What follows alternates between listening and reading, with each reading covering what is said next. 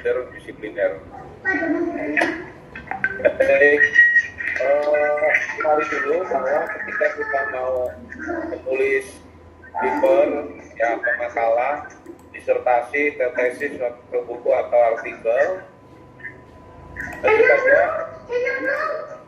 awali dari melakukan research, ya, melakukan penelitian. Baik penelitian yang dilakukan secara pustaka atau deliberation maupun juga penelitian yang lapangan atau field research, ya. Dua-duanya itu keberadaannya sangat penting dari data yang ingin kita dapatkan, data ataukah kemudian data yang bersumber dari lapangan. Nah, oleh karena itu kita perlu memahami lebih kait dengan apa yang dimaksud dengan beliau. Kita mudah untuk menyusun penelitian tersebut. Baik. Nah, saya mengartikan penelitian secara sederhana itu adalah upaya kita menjawab masalah penelitian melalui satu atau lebih metode penelitian dengan perspektif. Ada tiga kata kunci yang penting ketika kita mau melakukan riset.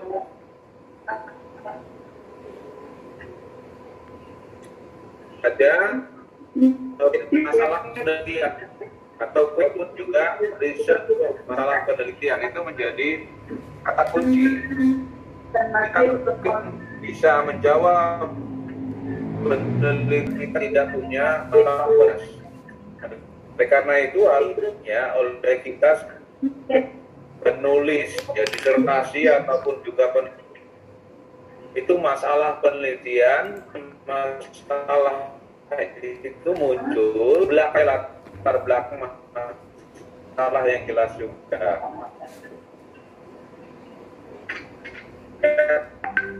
Ketika kita telah harus di beberapa penelitian yang sebelumnya agar kita bisa mendudukkan persoalan itu secara clear and distinct, ya, secara jelas, ya, kaitannya dengan masalah penelitian yang mau kita kaji itu. Kemudian yang kedua ada kata kunci metode penelitiannya. Jadi boleh kita menggunakan satu atau lebih metode penelitian ini, kita memecahkan persoalan itu dengan cara yang pas. Jangan sampai nanti persoalan penelitian sementara metodenya tidak nyambung dengan persoalan yang mau kita selesaikan. Dan yang ketiga, kata kuncinya ada teori.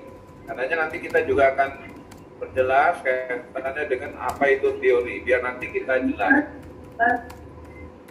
Baik, nah peneliti yang baik itu harus memahami dua hal. Pertama, dia harus tahu apa yang ditelitinya, inilah bidang keahliannya, ya.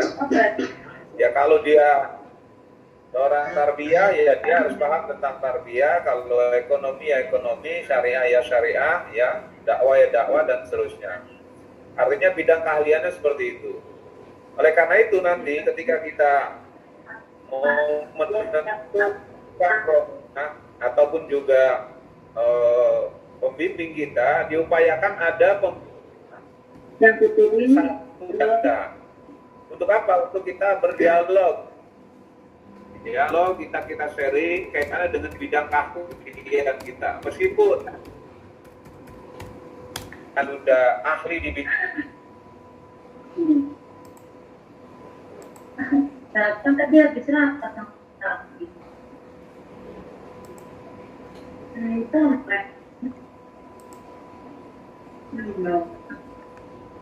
Kaitannya dengan bidangnya motor yang mungkin terkait dengan ya tidak harus dengan bidangnya. Nanti ada yang kaitan dengan metode penelitian. Makanya di S3 itu promotor itu ada dua, ada promotor dan ada co-promotor. Nah itu bisa salah satu, ya ada promotornya bisa jadi yang dekat dengan ilmunya dan co-promotor itu yang metode penelitian atau sebaliknya. Promotor yang metodenya, co-promotor yang bidang keahliannya. Nah itu makanya penting dua aspek ini biar nanti tugas masing itu menjadi jelas. Nah kemudian berpikir ya, pertama adalah ilmuwan itu berpikir dialog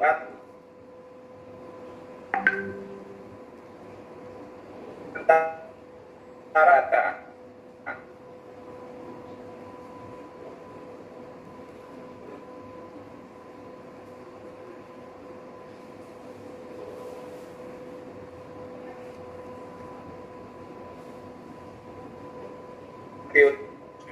Data harus dibedakan dengan kita dapat, tapi fakta ya dengan analisis ataupun juga dengan bahasa kita itulah kemudian nanti akan menjadi data. Disitulah nanti kita akan berdialog terus, kita gunakan dengan data yang kita olah, yang kita temukan.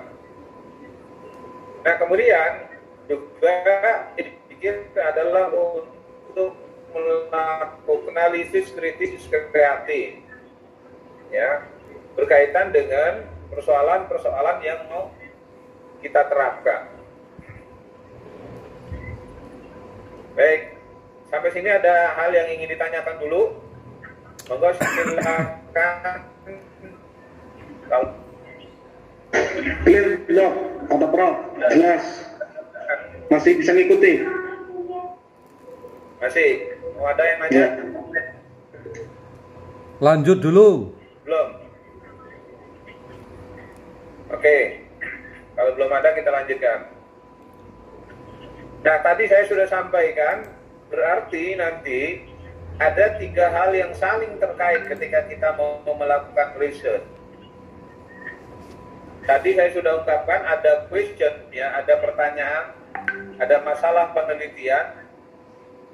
Yang ini baiknya, ya, kalau di dalam proposal itu diungkapkan dalam bentuk pertanyaan. Meskipun secara teori dibolehkan dalam bentuk pernyataan. Tetapi akan jauh lebih bagus kalau dibuat dalam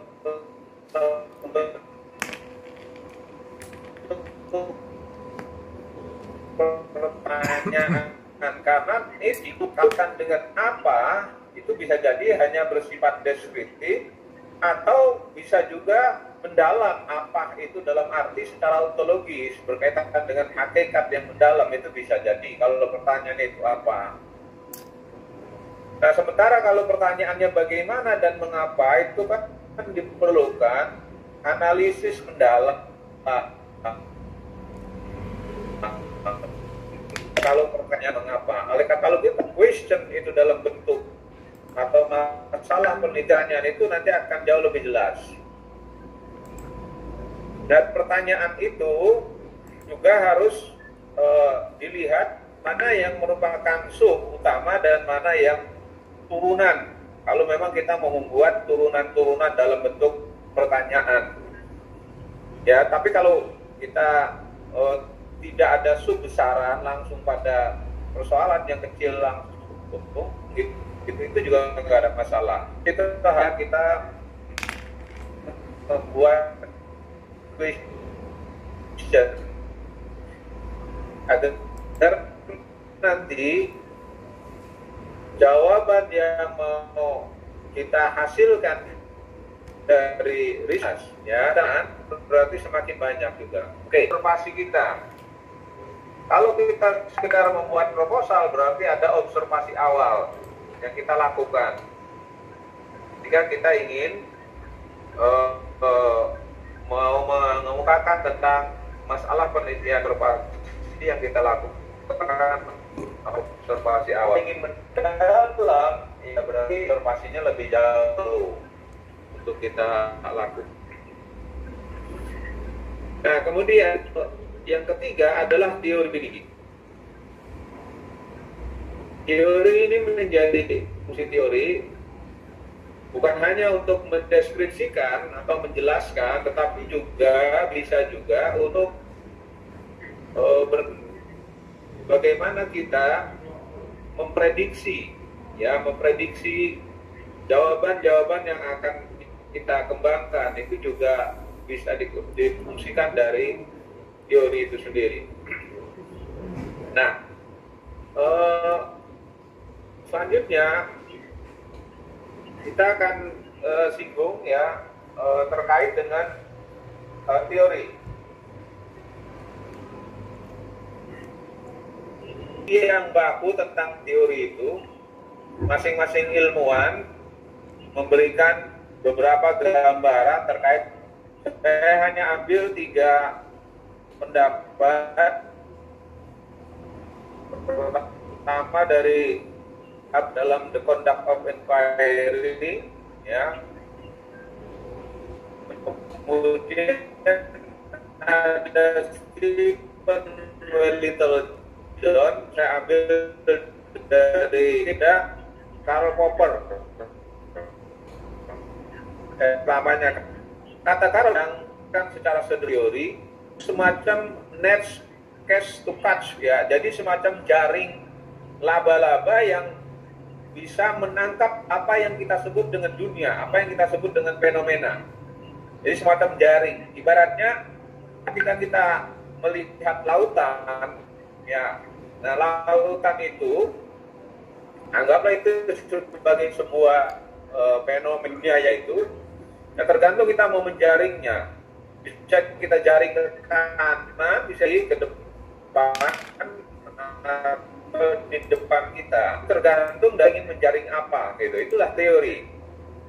Kita ambil contoh sederhana, umpamanya ketika kita ingin mengkaji Al-Ghazali, bisa jadi ada orang menjaring Al-Ghazali dari sisi tasawufnya, ada orang menjaring Al-Ghazali pendidikannya, menjaring Al-Ghazali dari psikoterapinya, ada orang menjaring Al-Ghazali dari filosofnya, dari mukalamnya, dan seterusnya. Masing-masing orang itu nanti menjaring tadi dikaitkan dengan questionnya. Seperti itu teori itu menurut Popper. Nah, sementara menurut Stephen Littlejohn, teori itu adalah someone, ya, conceptualization of an observed, ya, set of event. Artinya teori itu adalah konseptualisasi seseorang, ya, konseptualisasi seseorang fakta kegiatan yang diobservasi, ya. Nah, oleh karena itu nanti mau menulis disertasi itu judul yang kita sampaikan itu harus sudah berupa konsep, ya. Karena itulah nanti yang akan kita lakukan, ya, kita observasi di lapangan itu berupa konsep. Karena kalau tidak berupa konsep, ya nanti kita kesulitan, ya. Karena kalau tidak berupa konsep, berupa hal-hal yang spesifik, itu nanti kita susah untuk membreakdown-nya. Tapi kalau sudah berupa konsep, nanti kita breakdown secara spesifik itu lebih mudah. Ya, itu contoh umpamanya mau